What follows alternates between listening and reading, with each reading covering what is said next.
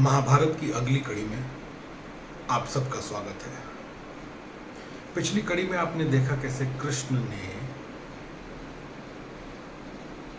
अर्जुन का सहयोग करते हुए बलराम को, मैं कहूँगा, एक जैसे मछली को फंसाया जाता है वैसे ही बलराम के अनजाने में बलराम को मछली जैसे फंसा लिया कि बलराम स्वयं कहें कि अर्जुन सुभद्रा के घर में जो उसका आंगन है उसमें रुकें और सुभद्रा स्वयं उनकी सेवा करें।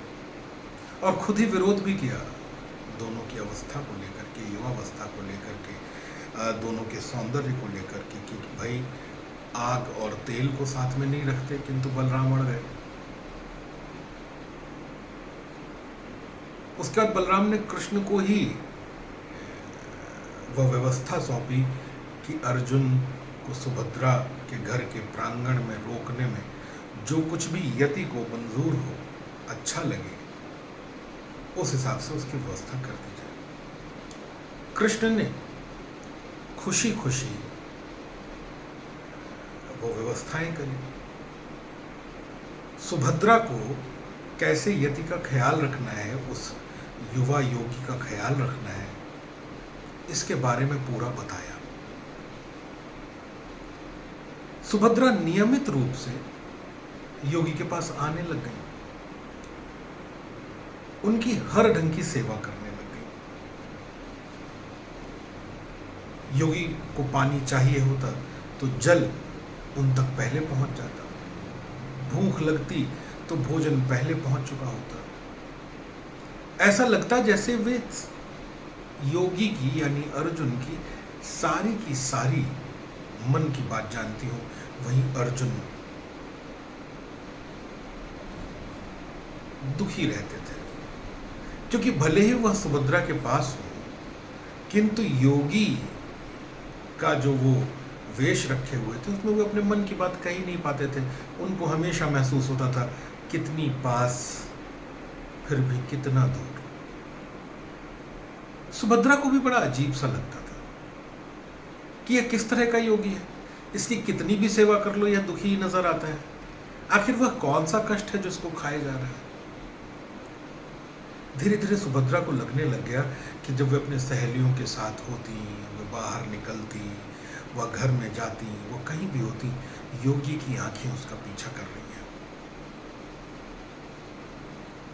जहां योगी के व्यवहार से वह बहुत प्रसन्न थी, किंतु योगी की आंखों से वह उतना ही कष्ट में भी थी। एक ही साथ रहते हुए भी अर्जुन सुभद्रा से कोई बात नहीं कर पा रहा था। किंतु इसी बीच में अर्जुन को एक बात पता लगी कि सुभद्रा भी अर्जुन के बारे में काफी कुछ जानती है, भले ही देखा ना हो। सुभद्रा क्या, पूरी की पूरी द्वारिका ही अर्जुन के बारे में जानती है। अर्जुन वहां पर एक मिथक बन चुके हैं, एक उपमान बन चुके हैं। कैसे? अगर दो बच्चों की लड़ाई हो जाती, वे आपस में लड़ते, तो जैसे आजकल के बच्चे नहीं होते, बड़ा दारा सिंह बन रहा है, खली बन रहा है, क्या बोले, अरे अर्जुन बन रहा है क्या, जैसे हरा ही लेगा अर्जुन है, बहुत बड़ा महावीर हो जैसे। अगर कोई अपनी वीरता का बखान करता, बोलता तो मेरे सामने अर्जुन भी क्या है। अगर कोई स्त्री गर्भवती होती है तो घर के बड़े बुजुर्ग उसको आशीर्वाद देते कि भगवान करे तुम्हें अर्जुन जैसा पुत्र उत्पन्न हो। कहीं कोई भी बात चलती तो खूबसूरती की तुलना अर्जुन से करी जाती। कुल मिलाकर के द्वारिका में अर्जुन घर घर का नाम बन चुके थे। यह बात अर्जुन को पता लगी। धीरे धीरे सुभद्रा के कानों में पड़ा कि यह जो यति आया हुआ है, जिसकी सेवा सुभद्रा कर रही है, वह लगभग संपूर्ण भारतवर्ष घूम चुका है। तो सुभद्रा आकर के बैठने लग गई, बात करने लग गई अर्जुन से। अर्जुन को थोड़ा अच्छा लगने लग गया। अर्जुन से कभी पूछती कि दक्षिण गए थे तो वहाँ क्या देखा, तुम्हारे मन के सबसे खूबसूरत जगह कौन सी है। अर्जुन बहुत मज़े से बात, बड़ी रुचि से सुभद्रा के प्रश्नों का उत्तर देते। सुभद्रा बड़ी रुचि से सुनती। समय साथ में बीतने लग गया, किंतु सुभद्रा के मन में कुछ और चल रहा था। सुभद्रा अर्जुन की जानकारी लेना चाहती थी। जहां यति का रूप लावण्य उनको बड़ा अच्छा लग रहा था, बोलने का तरीका बड़ा अच्छा लग रहा था, वहीं अर्जुन के बारे में जो कुछ भी सुना था, तो जैसे अर्जुन बिना देखे केवल गदा की बात पर सुभद्रा की तरफ आकर्षित हो गए थे, वैसे ही सुभद्रा भी बिना अर्जुन को जाने, जानना तो न कहें, बिना अर्जुन को देखे अर्जुन पर मोहित हो चुकी थी। एक दिन धीरे से सुभद्रा ने मन की बात अर्जुन से पूछी कि आप कभी इंद्रप्रस्थ या हस्तिनापुर गए हैं? तो अर्जुन बोले हाँ मैं गया हूं। तो बोले दरअसल इंद्रप्रस्थ में जो पांडव हैं वह हमारे रिश्तेदार हैं। जो कुंती माँ हैं वो वृष्णियों के खानदान से ही हैं। क्या आप कभी कुंती से मिले? तो अर्जुन बोले हाँ मैं मिला हूं, बड़ी ही अद्भुत महिला है, उनके जैसा शायद ही संसार में कोई दूसरी महिला हो। क्या आप युधिष्ठिर और उनके भाइयों से मिले? हाँ उनको भी मैं बहुत करीब से मिला हूं। अर्जुन के मन में जैसे वो नहीं होता है लड्डू फूटा, हाँ मैं मिला हूं। फिर सुभद्रा थोड़ा गंभीर होती है, बोलती है मैंने सुना है अर्जुन देशाटन के लिए निकले हुए, पूरे भारतवर्ष में घूम रहे हैं, क्या आप कभी अर्जुन से मिले हैं? तो अर्जुन योगी के वेश में मुस्कुराते हैं और कहते हैं हाँ मैं मिला हूं। आप कितने अच्छे से अर्जुन को जानते हैं? तो अर्जुन कहते हैं जितना अच्छा से मैं अपने आप को जानता हूं, उतने अच्छे से मैं अर्जुन को जानता हूं। अर्जुन से मैं बहुत बार मिला हूं। यह बात सुनते ही अर्जुन के रूप के बारे में, अर्जुन के लावण्य के बारे में, अर्जुन के बोलने चालने के तरीके के बारे में जो कुछ भी बातें सुभद्रा ने सुनी थी, अचानक से उसको लगता है कहीं ये जो सामने यति बैठा हुआ है वही तो अर्जुन नहीं है। लेकिन नहीं, अर्जुन ने कब संन्यास ले लिया? अर्जुन तो राजा है, राजकुमार है, कुरुवंशी है, महावीर है, वो सन्यासी थोड़ी ना है। तो ये सन्यासी कहाँ से अर्जुन हो सकता है? तो कहती है अर्जुन से कि आपकी बात मुझे समझ नहीं आई। तो अर्जुन कहते हैं कि तुम जिसके बारे में जानकारी लेना चाहती हो वह अर्जुन मैं ही हूं। यह बात सुनते ही सुभद्रा चौंक जाती हैं और अर्जुन से इस योगी के रूप, यति के रूप, सन्यासी के रूप के बारे में पूछती हैं कि आखिर इस वेश में वे क्या कर रहे हैं। तो बताते हैं कि बचपन से जब मैं द्रोणाचार्य के आश्रम में शिक्षा ले रहा था तब गदा ने मुझे आपके रूप और लावण्य के बारे में बताया था। तभी मेरे मन में आपके लिए आकर्षण उपजा जो आपको देख करके प्रेम में बदल गया है और आपके सानिध्य में रहने के लिए मैंने यह वेश धरा है। अब क्या था? सुभद्रा को मानो घर में ही बैठे हीरा मिल गया। दोनों लोग रोज खूब अच्छे से मिलने लग गए। अब विवाह की बारी थी, किंतु कुछ ऐसा हुआ कि अपने मन में अर्जुन को प्रेम दबाए रखने की वजह से मन खिन्न हुआ और उसके असर शारीरिक लक्षणों पर भी पड़े और सुभद्रा बीमार हो गई और बीमार रहने लग गई। अब अर्जुन से भी कम मिलना हो पाता। उस समय अर्जुन भी क्या करते, इधर श्री कृष्ण भी समझ रहे थे सुभद्रा की मना स्थिति और शारीरिक स्थिति। तो उन्होंने अपनी पत्नी रुक्मिणी से को पूरी बात बताई और कहा तब तक जाकर के तुम अर्जुन की देखभाल कर दो जब तक सुभद्रा ठीक नहीं होती। रुक्मिणी जाती है अर्जुन के पास। अर्जुन रुक्मिणी को देख करके प्रसन्न नहीं होते। रुक्मिणी छेड़ती हैं, कहती हैं कि मैं मानती हूं अर्जुन कि तुम मुझे देख करके प्रसन्न नहीं हो, सुभद्रा को देख करके प्रसन्न होगे, लेकिन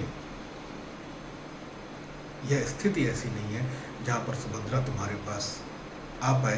तो अभी जब तक भगवान श्री कृष्ण आगे का निर्देश नहीं देते तब तक मैं ही आपकी सेवा करूंगी, मैं ही आपकी देखभाल करूंगी। अर्जुन यह बात सुन करके करबद्ध खड़े हो जाते हैं, शर्माते हैं और कहते हैं नहीं नहीं, ऐसी बात नहीं है कि मैं आपको देख करके दुखी हूँ। हालांकि मन की स्थिति तो किसी भी प्रेमी जैसी ही थी, दुख ही तो वो थे ही थे, किंतु शिष्टाचारवश उन्होंने कहा मैं दुखी नहीं हूँ। इधर सुभद्रा की बीमारी की बात चारों तरफ फैल गई। वैद्य जो भी दवाइयाँ दे सकते थे, औषधियाँ दे सकते थे, वह उन्होंने दी, किंतु सुभद्रा की बीमारी ठीक होने का नाम नहीं ले रही थी। बलराम ने इसकी चर्चा कृष्ण से करी।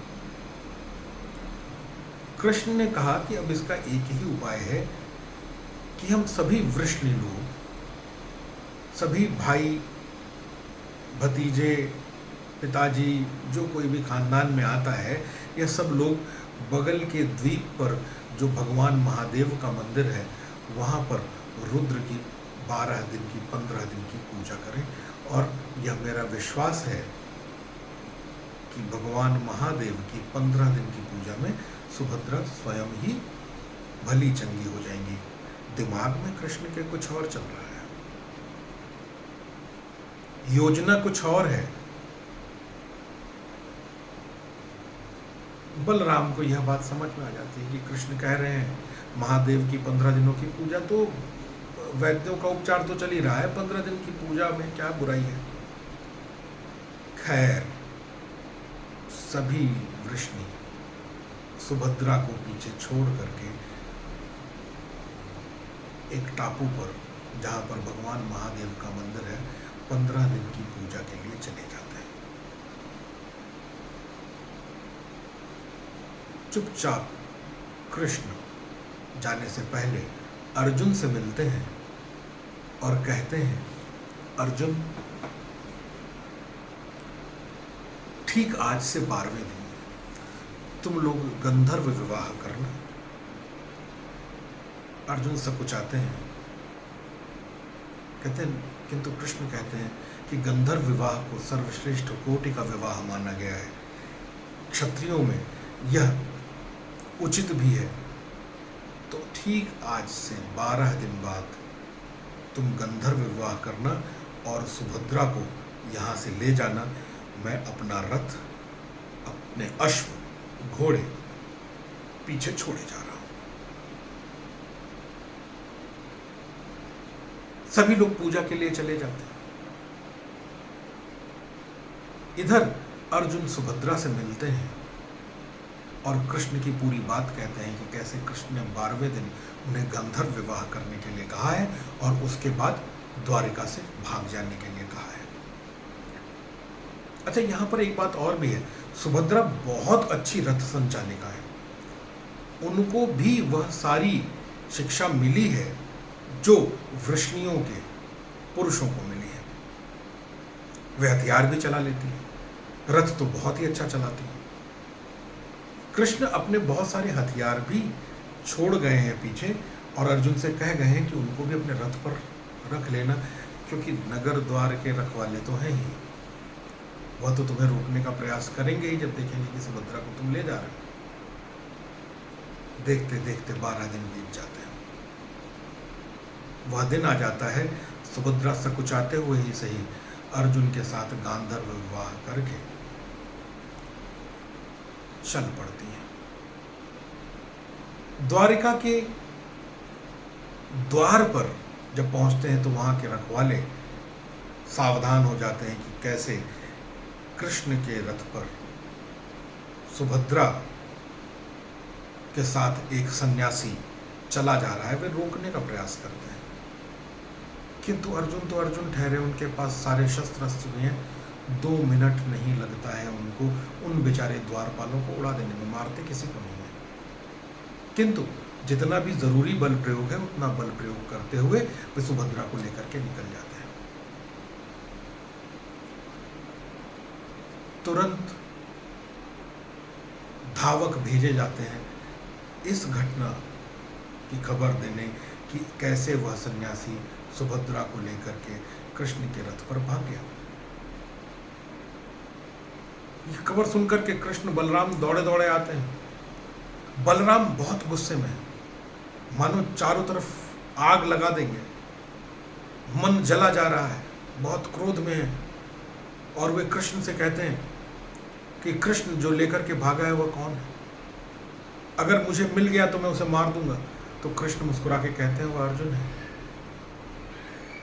तो अचानक से पूरा क्रोध बदल जाता है, वो कृष्ण से कहते हैं अच्छा तो ये सब तुम्हारा करा धरा है, तुमने ही ये पूरी व्यवस्था बनवाई, सुभद्रा के घर पर अर्जुन को ठहराया है ताकि अर्जुन लेकर के भाग जाए और हमारी बेइज्जती हो। तो कृष्ण मुस्कुराते हैं, कहते हैं नहीं, यह तो आपने किया, मैंने तो मना किया था, मैंने तो तभी कहा था कि यह सन्यासी नौजवान है, सुभद्रा भी नौजवान है, इनके बीच में कुछ ना कुछ हो सकता है, किंतु आप ही नहीं माने और मुझसे ही व्यवस्था करने को कहा, तो मैंने आपकी आज्ञा मानी, मैंने व्यवस्था कर दी। बलराम ठगे से हुए तो क्रोध में जैसे घी पड़ गया, वो बोले अच्छा तो मैं ऐसे नहीं मानूंगा, मैं अभी अपनी फौज के साथ इंद्रप्रस्थ जाऊंगा और सारे पांडवों को जला करके राख कर दूंगा। कृष्ण फिर मुस्कुराते हैं, कहते हैं आप एकदम सही कह रहे हैं, आपके क्रोध के आगे पांडव हैं भी क्या, वो तो आपके क्रोध में ऐसे जल जाएंगे जैसे रुई में तेल लगा हो और आग उनको जलाने की कोशिश कर रही हो, भला ठहरते भी कहाँ है वो आपके सामने। किंतु जरा सोचिए कि जो हुआ वह गलत हुआ है कि सही हुआ है। बलराम कहते हैं मतलब, कहते हैं हमारी बहन को कोई और नहीं हरण करके ले गया है, अर्जुन ले गया है, जो कुंती का पुत्र है, जो कुरुवंश का राजकुमार है, और कुरुवंश का राजकुमार ही नहीं, कुरुओं में हीरा है, उससे बेहतर महावीर कोई नहीं मिलेगा। आखिर गलत क्या है? और फिर सुभद्रा भी अपने मन से ही तो उसके साथ गई है। अर्जुन सुभद्रा को प्यार करते हैं, सुभद्रा अर्जुन को प्यार करती हैं। आप बताइए अर्जुन से बेहतर वर आपको इस पृथ्वी पर कहां मिलेगा?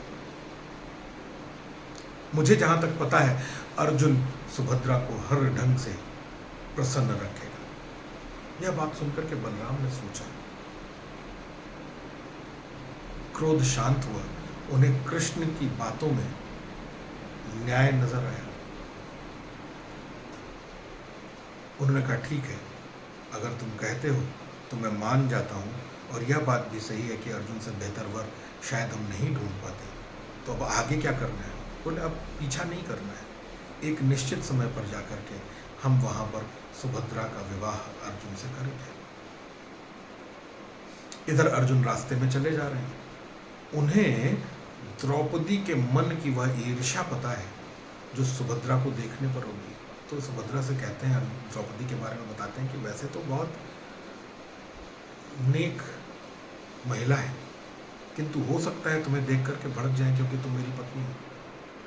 तो एक काम करो, तुम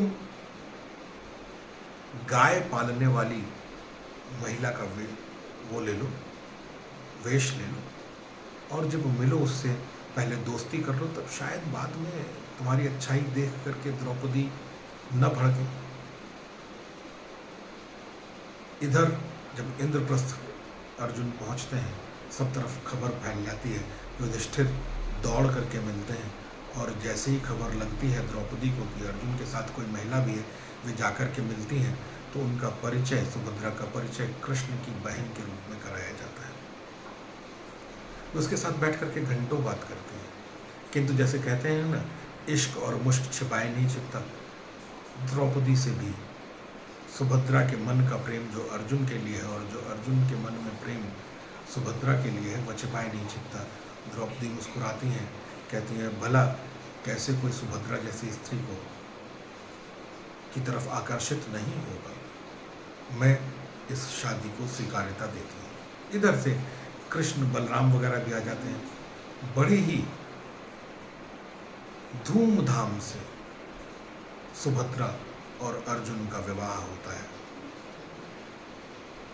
थोड़े समय के बाद बलराम और सारे वृष्णि द्वारिका वापस लौट जाते हैं और कृष्ण वहीं रुक जाते हैं। आज की कड़ी में बस इतना ही। धन्यवाद।